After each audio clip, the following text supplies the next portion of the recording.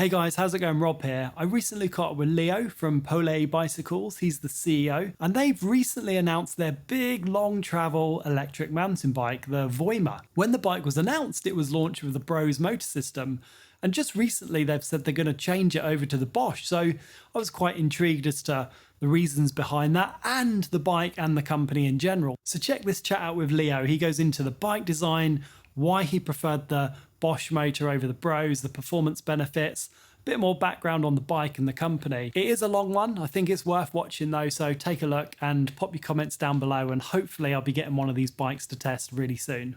For a lot of people that are watching, they might not know yourself or your company. Well, I'm Leo Kokkonen, and I'm a Finnish industrial designer, and I founded Pole 2013. Before that, I had my industrial design company, and we worked with different tech and industry companies, worked with marketing and product design projects. I always wanted to do something on my own, and Pole was, even though I was an entrepreneur in industrial design, but I never felt that I was actually doing something for myself because it was always somebody else's products. I was always fascinated by bicycles because it's such a simple product, but you get so much fun out of it.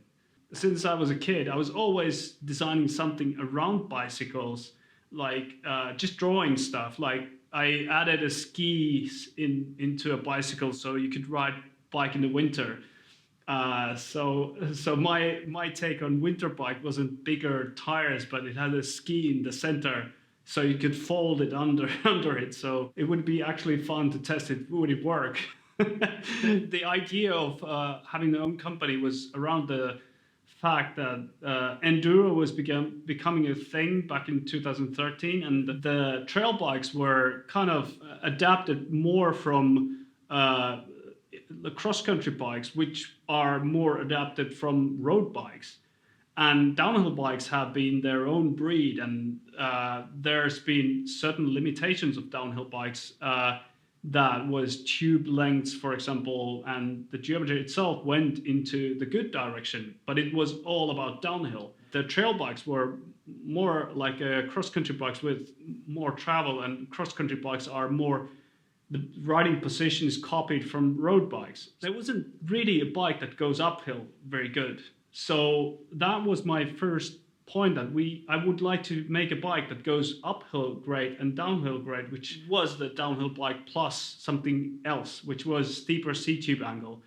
And steeper C-tube angle would create another issue, that if we just put the C-tube angle steeper on a downhill bike, you don't have enough reach and your knees are on the handlebar.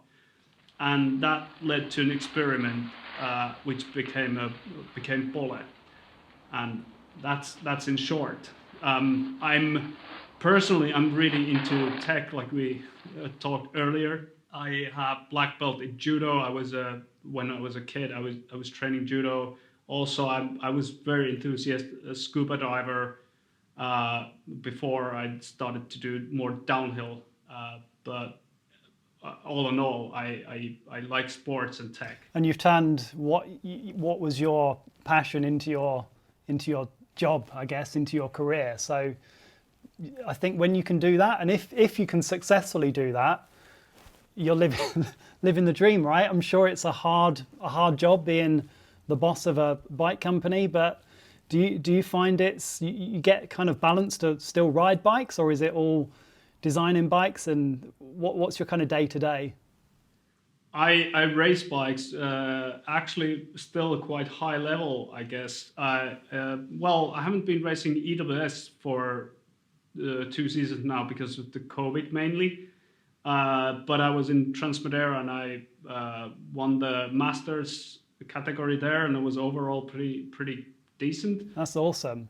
So talking about e-bikes then, so you've previewed your e-bike, which is the Voima. Have I pronounced that correctly? Yeah, you said it pretty good. Voima. It means power, force. That's how it translates. I'm super interested in it. It's got a 190 fork on, and big battery, big motor, and Tell me a little bit more about the bike. Well, when we started 2013, it was again there was already e-bikes kind of, but they weren't good enough. The tech wasn't there yet, and we started thinking back then. We built actually one e-bike from one of our bikes. I don't know, 2015 or something, with a like motor that we just slapped on. I don't remember what it was called.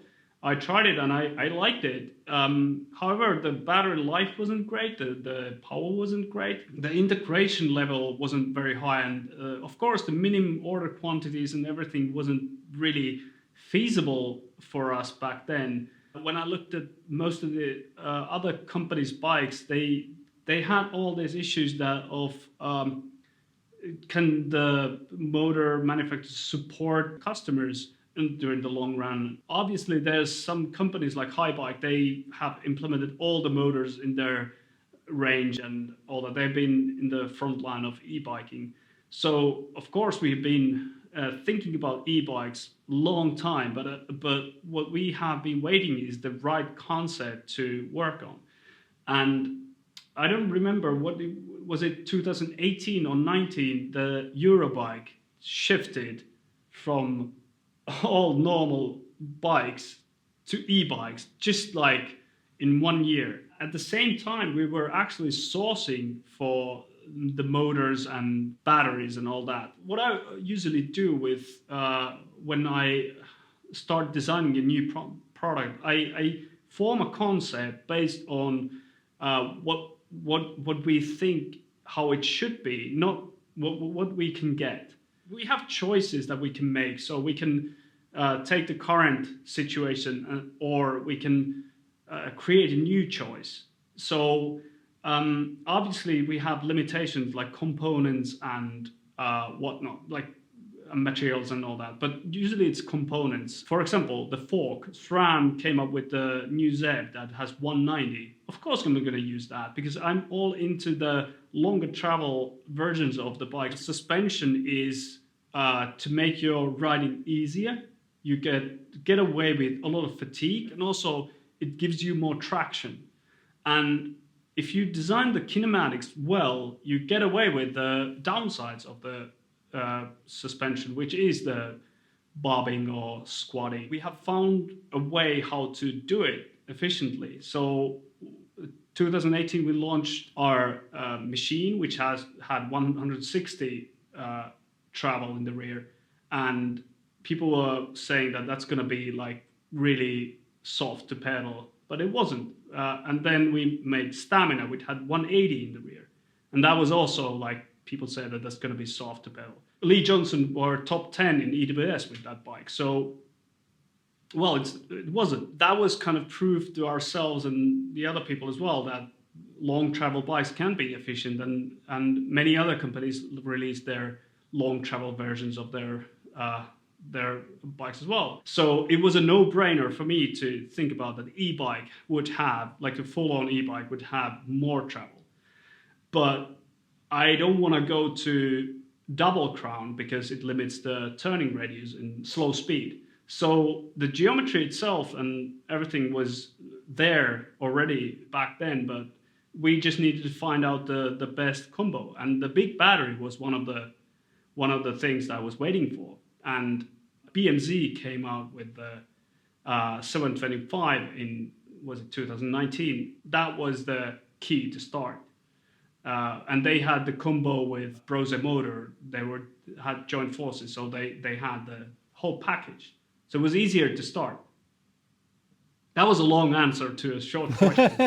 It's fascinating to hear, actually. I see a lot of people, myself included, buy e-bikes, and everyone's increasing travel. I don't see anyone getting a 170 travel bike and reducing it. I've always thought that with an e-bike, many of the downsides for pedaling a longer travel slack bike kind of disappear almost when you have an e-bike. So why not have as long travel as you can? It costs nothing to have extra travel. It doesn't really weigh that much more, really. It's the same air chamber, same damper, everything.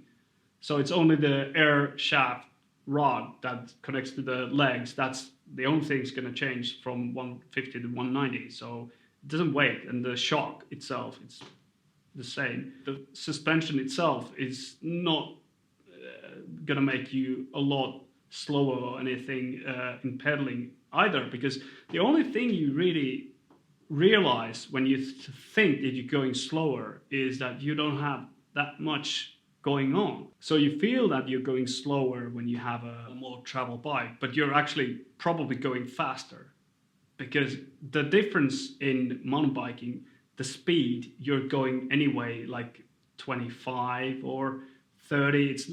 If you have a track that has an average speed of 30 kilometers per hour, that you're going pretty fast actually.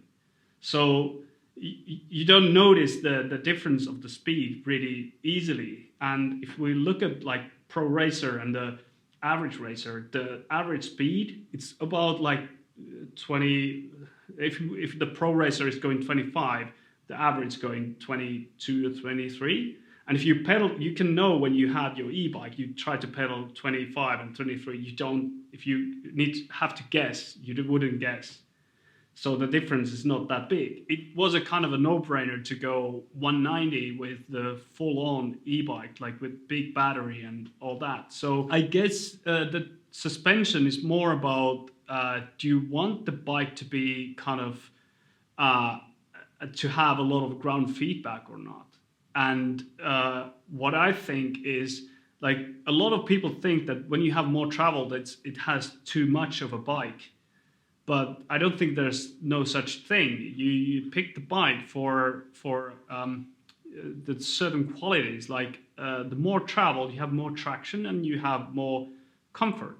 I mean, comfort with when you go downhill, you don't need to be worried about that you are end of your travel and go over the bars, for example, that easy. So you have more travel in front and rear, and you're not so fatigued. It's easier to ride from the seat as well if you have really rough trails like we have here. But if you go smoother trails, it doesn't really have a lot of downsides. More, it's like if you try to pump the bike, like try to jib it and all that, then the less travel, the smaller the bike is. It's going to be more of that. But full e-bike for jibbing, I wouldn't kind of sell that as that is.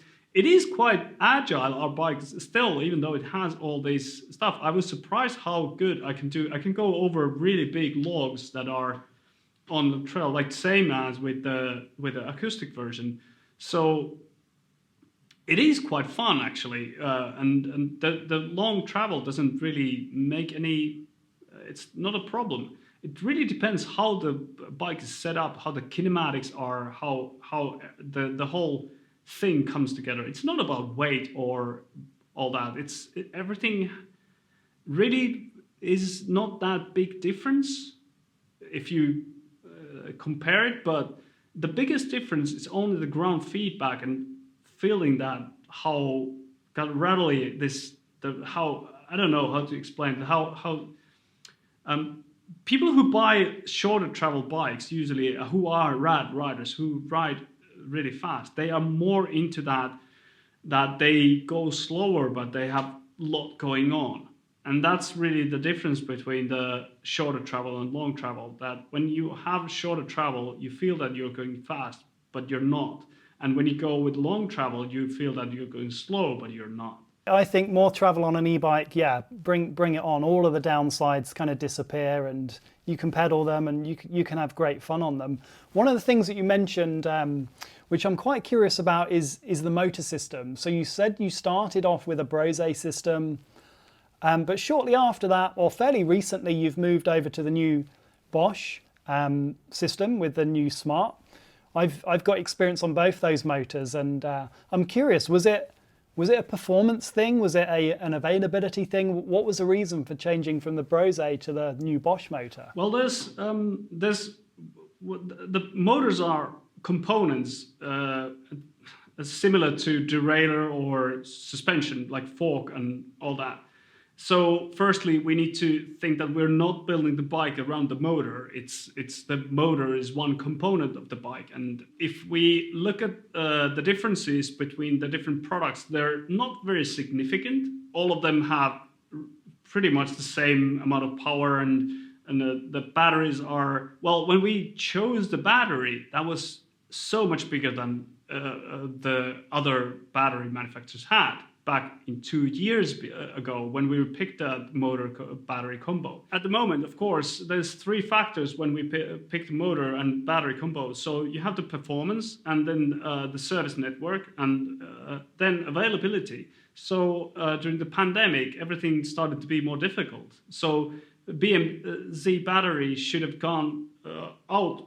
They promised when they started, should have been earlier, but then there was shortage of plastic and working force, and well, the working force was couldn't work at the same time because you have to do the social distancing and everything. So everything started to move forward, and there's also shortage for other components in the industry. Everything started to pitch forward, but when we were launching the bike, then we had to look again, what's the availability of the parts? We promised people that you will be getting this, and then we already had in motion the Bosch motor that we already had been designing it, and then we just thought, why not move forward with fast forward thinking and let's go to the other motor, which is more available. It's new, it's brand new. The battery is brand new. They have the new connectivity, and everything kind of matched to our philosophy at the time. So, well, it wasn't an easy decision to do it between everything, but we already had pre-sold quite a lot of the bikes. But we got maybe 3 cancellations because of the motor. So people seem to like the change, and yeah, it went pretty easy. Of course, it pitched a little bit. They pushed back the production forward because we had the Brose really ready to production. So we need to do a little bit more testing and all that to get it done.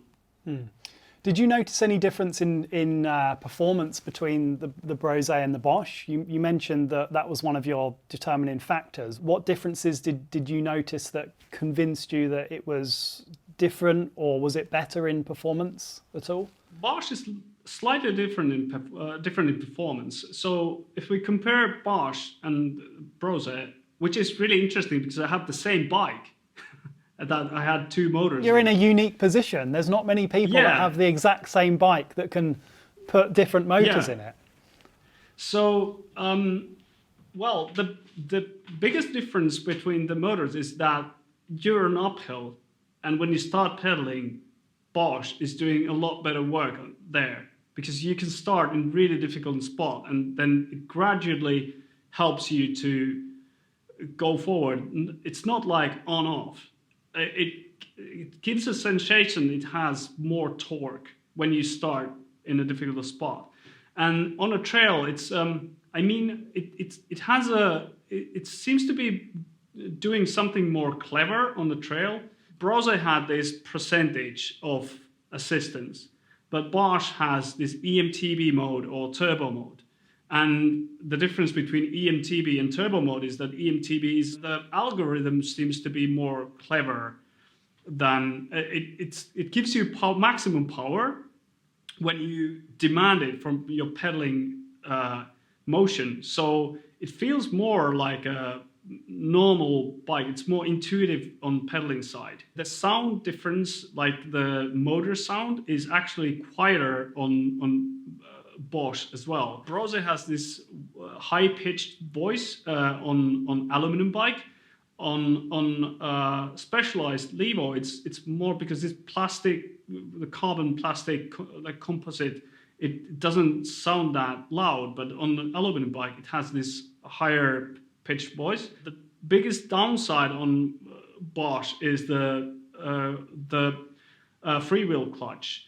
that everyone kind of tells. But maybe Brose is the only motor that doesn't have that sound. So it's not a real performance downside. It's just a aesthetics kind of thing. The connectivity and the buttons and all that, it's also with Bosch, because we had to use, of course, the Brose, the small display and button unit. Bosch has that one cleared out better. I agree with you with the what is you call the human interface device. What's the layman's term for that? Controller. Controller, yeah. So the buttons are quite soft, but I don't really have to use them a lot. So I don't mind about that. The biggest thing is how the motor actually works, how the performance is. And one thing as well I noticed, when you go beyond the 25, I don't feel that I don't feel that on Bosch. And actually, I've made some personal records with Bosch when I added that. Of course, that's Strava, but anyway, I was faster on the pedally ones on Bosch than with Brose. EWS-E, I think Bosch was the main motor that was in the top ranks. So I don't. That's not a surprise for me after all. For the battery, I liked a little bit more about how BMZ had the battery is more compact. It had a little bit less capacity, but now the locking system and everything is so much more refined on Bosch. That's if I'm doing the review on both of them. So it's a little bit more refined on Bosch. I wanted to just touch on geometry a little bit, because Pole have always been known for being progressive, long bikes, slack bikes maybe. Do you think other brands are starting to close that gap? Well, like I said, when we started, I wanted to make a bike that goes uphill and downhill very efficiently, and obviously it goes flat as well. Like on flat, it's not an issue. So we haven't really changed our geometry since we started, and I designed the first Evolink 140 2015, and it came out 16, and it's still valid geometry. So it's been a kind of benchmark for the industry, and back then I said it takes 5 years to big companies to adapt, and they have kind of closed the gap already, and we kind of have lost a little bit of that advantage of that novelty. So there's been a kind of knockoff brands as well who sell quite cheap the similar geometry. But the thing is, on a bike, it's not only about the geometry. You have plenty of factors, which is the frame stiffness, the other kinematics like suspension and how it pedals. And for example, we have on our frame, we have 2 water bottles inside the frame, and then one you can slap on the bottom of the frame. So that's just one feature. We do have different kind of manufacturing method than anyone else in the market. So the point of being certain geometry, I would say that we haven't really based our company only around the geometry. It's about innovation and doing things progressively in other fields as well. So it's similar to the motor choice. So we just changed the motor during the year because we can react to this kind of situation, and we want the best to our customers as well. So I'm not saying that the other products were bad or anything. We just all the choices has to be good for us and for our customers. And beneficial in both sides. If we would want to stick with certain type of geometry and go always beyond that, the bike would look like Grim Donut, wouldn't it? Already. Yeah. Yeah, So it would. yeah, so I kind of did my Grim Donut already back in 2015. I had a bike that had really slacker. I had all the headsets and everything put on. I even tried different offsets of the forks, and I did my homework then. So we don't need to do that again during the year. What we actually did with this bike, Voima, now the BB is higher than it normally has been. What we have learned, the lower you go on BB, it's not actually a good thing. You actually want to be a little bit higher if you want to be more agile with these longer geometry bikes. So we haven't been really, really low. There was this saying, long, lower, slacker. I didn't think it that way. I thought it lower was the standover that it's lower. The bikes used to be really, really high on top tube, if you recall that. And some of the bikes are still like really high top tube. The standover height is not very good. So our standard BB height has been 20 millimeter below the axle level. So now it's in the center of the axle. Of course, also the long travel requires higher BB, and for e-bike, the higher BB is really good. When you pedal, you don't get that many pedals strikes on the cranks pedals when you are in rough terrain. You can pedal all the time from the seat. Yeah, good stuff. And you touched a little bit on your manufacturing process.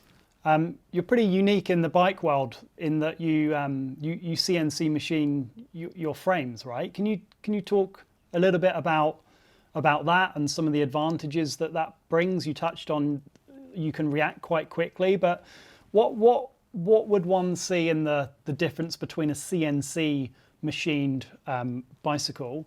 And also, I noticed that your Voima went through some crazy testing rig. I saw a video of it. What was that all about as well?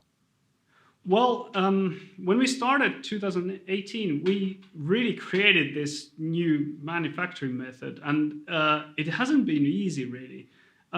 There's been so much things that we have learned during these years, and one thing is that we need to put the bikes to really hard test before we introduce it to the bigger crowd. The CNC machining is the reason why we started doing it is that we wanted alternative to composites, because composites are not very environmentally friendly. The waste is not really, they can't be recycled in the production phase nor in the end of life situation. There's a lot of people who say that you can recycle it, but not really. There's no industrial processes on that. Metals, really, you can put it in any. You can get money out of your frame if you take into like a scrap frame. If it's even in two halves, like you can really take it to recycling facility and get money out of it. So that's one part. We want to be progressive with the environmental issues as well.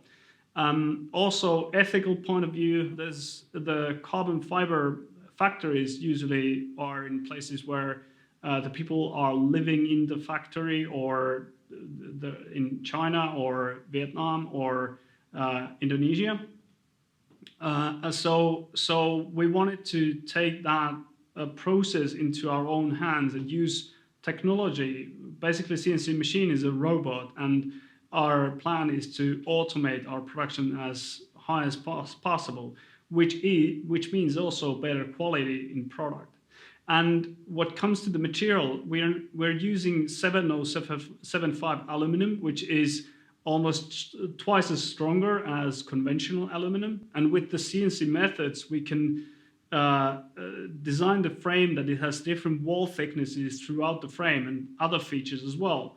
So it is really, really high-end. And what you can see, we made the bike with category 5, which means it's a downhill category, and it's made with the FB's tri-test, which is the highest standard in the industry. So with e-bikes, they even increased 10% the testing forces. It's a really a hard test for a bike, and we're still in the same weight category than the carbon fiber frames with the e-bike. You can build the frame in 24-ish kilograms. We haven't really put the lightest components on it yet. One of our customers is actually building a really, really light version of it, and I'm really keen on seeing what's the lowest weight on it is. So that's our plan, is to really push our technology even more forward. We're increasing our production capacity, and we're tripling it this year, and the following year, 2023, we want to even double it again. Awesome, that's good to hear. So did you mention that one of the Voima is weighing around 24 kilos? Is that what you just said? Yeah, my bike is which has aluminum bars, quite hefty bars actually. It's a tidal bars. I weighted it 25 without the pedals. So I have inserts, I have DH tires, whatnot. So it's easy to make it 24 kilos, I think, with a more trail setup. I have also aluminum wheels and all that. I'm not really pro carbon, but if you use carbon parts, if somebody's into that, they can really build it a light one. My cranks are also Hope cranks, which are really block of aluminum. So. But I really think that weight doesn't play that big difference if you are already in that range. Yeah, you're talking small percentages of difference between a 24 and 25. It's not like you're talking an 11 or 12 kilo cross-country bike that's a significant percentage of weight difference. When are we looking at the first deliveries of the Voima then? You mentioned that the production I guess you control the production process, because you're essentially building the bikes there. You're not relying on any production facilities or assembly facilities in the Far East. Are you assembling the bikes there as well? Yeah, like I showed you before the call, that we have our own CNC machines here. We have our own assembly lines. We have our surface treatment. The electrophoretic clear coating is done in-house as well. So even the studio is here. We take the marketing photographs here. So we're really into the production that we do it ourselves. We have our customer service, sales, marketing, everything's in-house. Cool. And the first deliveries of the Voima, when will first customers start to get them and be able to ride them? Our first customer has actually got the bike, but he's one of our employees, but he actually purchased the first one. He was online waiting for it, and he purchased already. So he got his bike before Christmas, and now we are starting to ship other bikes as well. Okay, and you've got, tell me about the pricing, and you've got 4 different frame sizes. So what does the pricing start at? The Frameset is a little bit under 6,000 euros, and then the complete is slight under 9,000 euros, so 890 something. We are quite an average priced bike. And the point is that we don't want to be the most expensive bike. Like we want to be, let's say, not really the lowest. We want to be the high end. So there's going to be 2 builds, which are like pro version is what people would choose if they race. So the sets are a higher end and all that. I actually think you might be one of the only companies that sell a Frameset only option for an e-bike, and I'm guessing that comes with the motor, battery, frame, and what else does it come with? All of that? Yeah, it comes with frame, motor, battery. I think the reason that the companies are not doing the frame sets is, one thing is also pricing. One is the delivery. So the bigger companies probably don't want to deal with frame builders. It's always a risk. And also there's a standardization of, you need to put the CE mark on the frames. It's a vehicle. So you need to have all the standardizations, and like the manual has to be really a proper one. So I think for a bigger company, it's a could be a hassle. So it's easier to sell as a complete bike, even though people start to modify it. So I think it's a regulation more than willing to do it.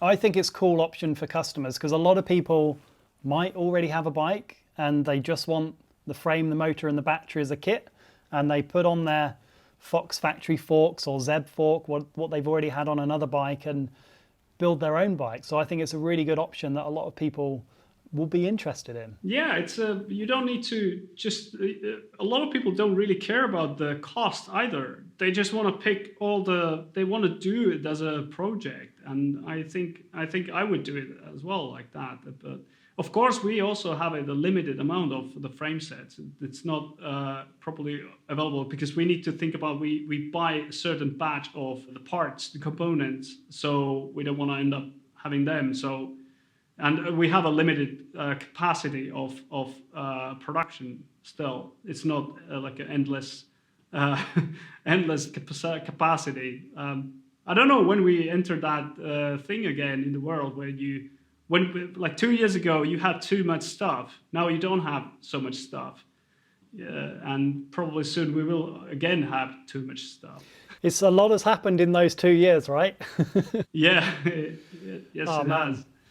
Well, look, the bike looks fantastic, and I think I said in my preview video, it's one of the most exciting bikes for me because everything about it is just different. You know, it looks cool. The manufacturing process looks awesome.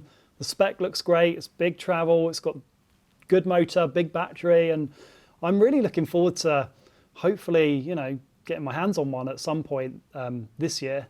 So yeah, congratulations on it. It looks pretty cool. You guys must be super happy with it. Yeah, we are. It's everyone who's been riding it has been really, I don't know, almost surprised how different it is. So one thing I want to mention, I don't do any benchmarking. Basically, I haven't ridden a lot like different e-bikes. I just kind of tried different motors that was my angle on trying different e-bikes, but there's no benchmarking going on that. Wanted to do it a certain way. It's been our process. We started off with an idea, and then we made the first prototypes, and this is the result. This is how we think e-bike should be. And just finally, where do you see the next few years on e-bike development for your company? Do you think this market's just going to keep growing and growing, because it's been pretty huge, right, over the past 12, well, probably 2 to 3 years? Is it somewhere that you think you might expand into different areas in your company? Well, I think we're going to stick with mountain bikes. I think the focusing on mountain biking is really our thing. If you meant that if we're going to do a cargo bike or something like that, not really. It's a huge market. I mean, there's going to be 20 million e-bikes sold in Europe. That includes probably all kind of e-bikes, and it's a lot of bikes.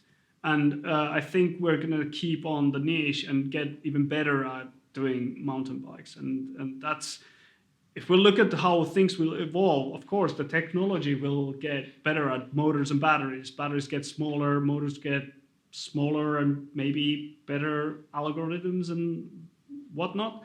But I think the riding will be the same. Only thing that's going to change is fashion. Maybe people want to buy like a light e-bike in the between, and then go back to the full e-bike, and I think as well many e-bikers will buy a normal mountain bike in the garage as well. They have both bikes.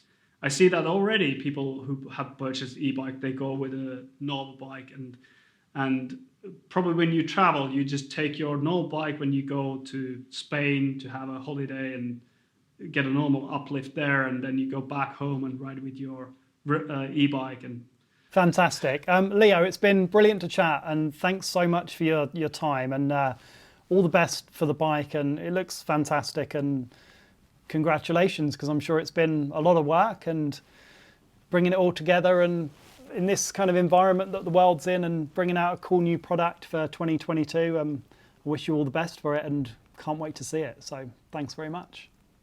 Thank you.